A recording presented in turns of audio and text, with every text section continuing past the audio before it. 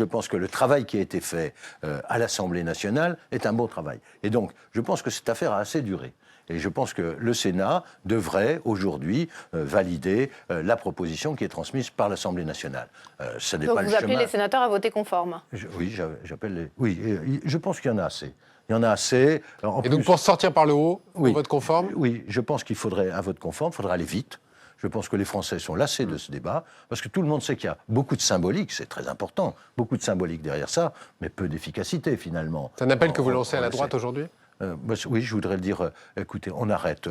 Et sinon, si c'est pour repartir pendant des mois, moi je dirais au président de la République, il ne m'écoutera peut-être pas, il faut retirer ça, il faut Pourquoi arrêter. la droite sénatoriale ferait ce cadeau au gouvernement aujourd'hui? Parce qu'elle a le sens des responsabilités. Et François Rebsamen, c'est-à-dire que si jamais on votait conforme aujourd'hui, on irait à un congrès à Versailles? Je pense, oui, je pense que... Et si ce n'est pas le cas, il n'y aura pas de congrès? Je ne sais pas, ça ne dépend pas de moi maintenant. Hein. Je vous ai dit quelle était ma position. Après, le président de la République prendra... Donc si on entend bien, vous seriez parlementaire aujourd'hui, vous voteriez conforme le texte venu de l'Assemblée nationale? Moi, oui. J'avais fait mes remarques avant.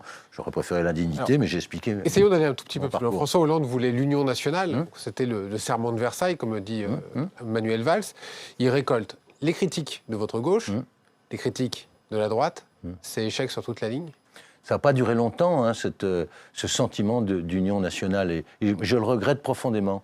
Il y a eu quelqu'un ici, un sénateur que je respecte, ancien Premier ministre, qui a fait des déclarations, je parle de Jean-Pierre Raffarin, que j'ai trouvé tout à fait estimable qui tendait la main à cet instant. Oui, je le pense. Mais la vie politique a repris, le débat politique ou politicien a repris trop vite le dessus. Moi, je pense sincèrement que dans la période qu'on a connue, je l'ai même dit, un gouvernement, moi, vous voyez jusqu'où j'allais, un gouvernement d'union nationale correspondait à l'état d'urgence que notre pays... Vous auriez voulu un gouvernement d'union nationale? Sur le moment. Sur le moment? Sur le moment, Plus bien maintenant. sûr. Après mais personne n'en veut.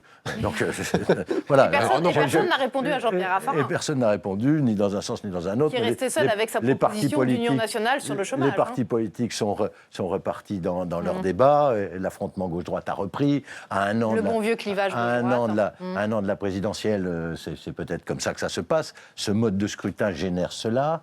Donc c'est tout cela qu'il faut revoir.